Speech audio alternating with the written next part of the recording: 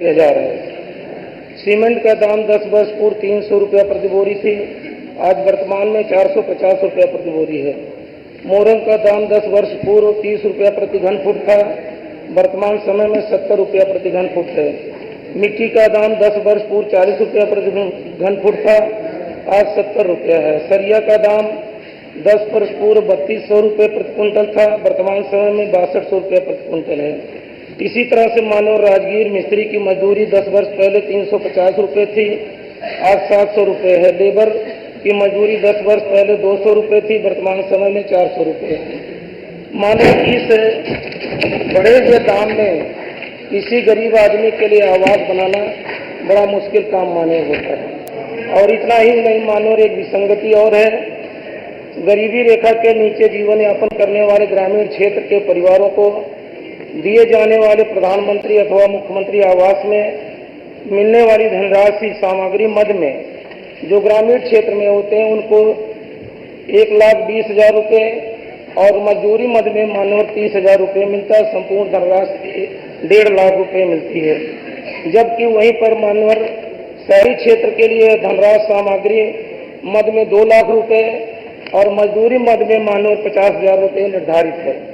जबकि निर्माण में जो प्रयुक्त होने वाली सीमेंट, सरिया, मिट्टी, गिट्टी, बालू का अन्य सामग्री है, मानव उसके दाम लगभग समान हैं अथवा ग्रामीण क्षेत्र में लगभग बराबर होता है। इसी स्थिति में ग्रामीण क्षेत्र के गरीब व्यक्ति सरकार से मिलने वाली अल्प धनराशि में आवास का निर्माण पूर्ण नहीं कर पाते हैं, परंतु अधिकारियों के दबाव के चलते निर्माण कार्य की बद्धता को देखते हुए या तो वो सूदखोरों के चंगुल में मानवर फंसते हैं या तो फिर बची खुची जमीन बेच करके या पैतृक संपत्ति बेच करके मानव को किसी तरह से पूरा करने का काम करते हैं।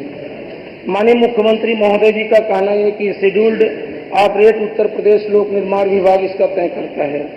मानवर मेरा अनुपूरक है कि जिनका निर्माण कार्य पूर्ण नहीं है धन के अभाव में, क्या ये सरकार उनका निर्माण कार्य उपयुक्त धनराशि देकर के पूर्ण कराने का काम करेगी। दूसरा अनुपूरक मेरा मानना यह है कि जिन्होंने आवास पूरा नहीं किया उनके खिलाफ रिकवरी की कार्रवाई होती है, वसूली की कार्रवाई होती है। मानवर मैं जानना चाहता हूं, क्या ये सरकार गरीबों के प्रति इतना न्याय दिलाने का काम करती है तो क्या उनकी रिकवरी को रोकने का काम करेगी। और तीसरा अनुपूरक मानवर यह है कि क्या सरकार जो शेड्यूल्ड ऑफ रेट का निर्माण लोक निर्माण विभाग से कराती है कि क्या जो धनराशि ग्रामीण क्षेत्रों में 1.5 लाख रुपया मिलता है, क्या लोक निर्माण विभाग के लोग 1.5 लाख रुपए में आवासीय सुविधा बना करके गरीबों को मुहैया कराने का काम करेंगे। ये 3 अनुपूरक मानवर हैं, इसका जवाब धन्यवाद। माननीय अध्यक्ष जी, आवास एवं शहरी नियोजन विभाग के नियंत्रणाधीन अभिकरणों द्वारा विभिन्न प्रकार श्रेणी के आवासों के निर्माण हेतु व्यय अनुमान उत्तर प्रदेश लोक निर्माण विभाग से प्रचलित विशिष्टियों एवं जनपदवार निर्गत शेड्यूल ऑफ रेट्स के आधार पर तैयार किया जाता है। उत्तर प्रदेश लोक निर्माण विभाग द्वारा भवन कार्यों हेतु केंद्रीय लोक निर्माण विभाग द्वारा निर्गत अद्यतन कृषि क्षेत्रफल दरों, शेड्यूल ऑफ रेट्स, DSR विशिष्टियों एवं दर विश्लेषण को अंगीकृत करते हुए कार्यालय ज्ञाप संख्या 200। ये तो आप पढ़ चुके हैं, जो अनुपूरक है उसका उत्तर दीजिए मंत्री जी। जी माननीय, ये तो बहुत पीछे निकल चुका है, वो तो आपने जो दिया वो तो उन्होंने पढ़ दिया। जो अनुपूरक पूछा उसका उत्तर दीजिए। ये तो पढ़ा हुआ मान लिया गया, सबके पास है। माननीय अध्यक्ष, हाँ, आप उसके जो अनुपूरक है उसके ऊपर तय करने का एक सिस्टम है, उसमें माननीय अध्यक्ष जी निदेशक योजना अनुश्रवण एवं मूल प्रबंधन प्रभाग राज्य नियोजन संस्थान राज्य निर्माण निगम लिमिटेड के प्रतिनिधि, उत्तर प्रदेश आवास एवं विकास परिषद के प्रतिनिधि, उत्तर प्रदेश समाज कल्याण निगम के प्रतिनिधि, उत्तर प्रदेश जल निगम के प्रतिनिधि एवं अधीक्षण अभियंता 10वीं वृत्त, भवन वृत्त, 17वां वृत्त के अतिरिक्त अनुसक्षण खंडों के अधिशासी अभियंतागण उपस्थित होकर नियम रेट तय करते हैं मानवर, और उन रेट तय करने के आधार पर ही हम आवास को देने का काम करते हैं। जो शेड्यूल रेट 10 वर्ष था उसको बढ़ाने का काम नियमानुसार किया जाता है। अधिशासी अभियंता इंजीनियरिंग की एक कमेटी बनती है, उसके अनुसार तय करते हैं। मानवर जो गरीबों की बात है, गरीबों को सरकार आवास फ्री देने का काम करती है। और शेड्यूल रेट की जो बात माननीय सदस्य ने कही है, उसमें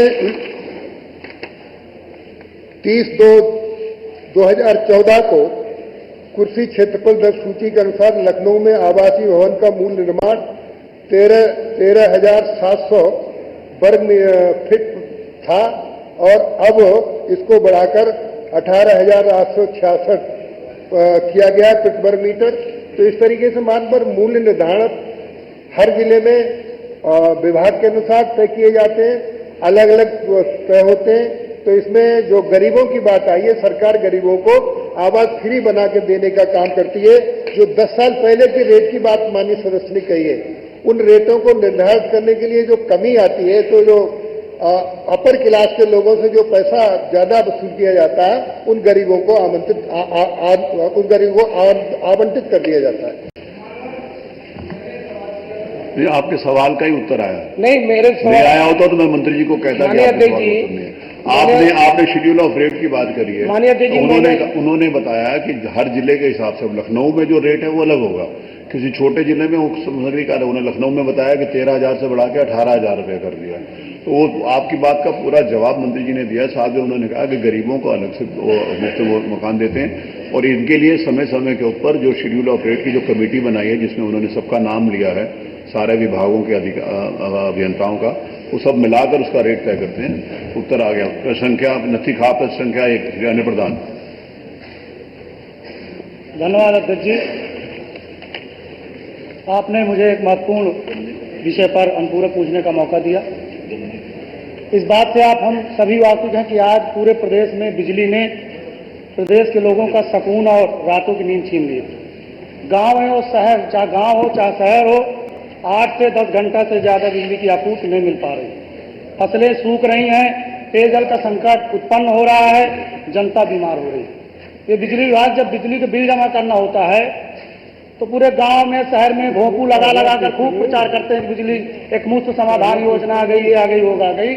आज पूरे प्रदेश की जनता परेशान है, ना तो सरकार ध्यान दे रही है और ना इनका विभाग ध्यान दे रहा है।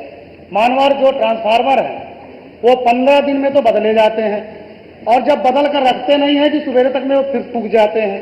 इस तरह के विभाग हमारे चित्रकूट में 200 किसानों के निजी ट्यूबवेल का पैसा जमा है, आज तक उनका सामान नहीं दे पाए। हम विधायक निधि से पैसा देते हैं, वो भी ट्रांसफार्मर और विद्युत उपकरण ये नहीं दे पा रहे हैं। मैं आपसे कहना चाहूँ माननीय मंत्री जी से कि ये नहीं पूछिए। जी सर, उसी पे आ रहा हूँ सर, कि अगर माननीय मंत्री जी आज प्रदेश के किसी गांव चले जाएं और अगर जनता जान जाए कि ऊर्जा मंत्री हैं, तो मैं सच्चाई पूरा कहना चाहता हूँ कि गांव के लोग इनको गांव से बाहर नहीं जाने देंगे, बैठा लेंगे। ये स्थिति है पूरे प्रदेश में, इतना गुस्सा है पूरे प्रदेश की जनता में।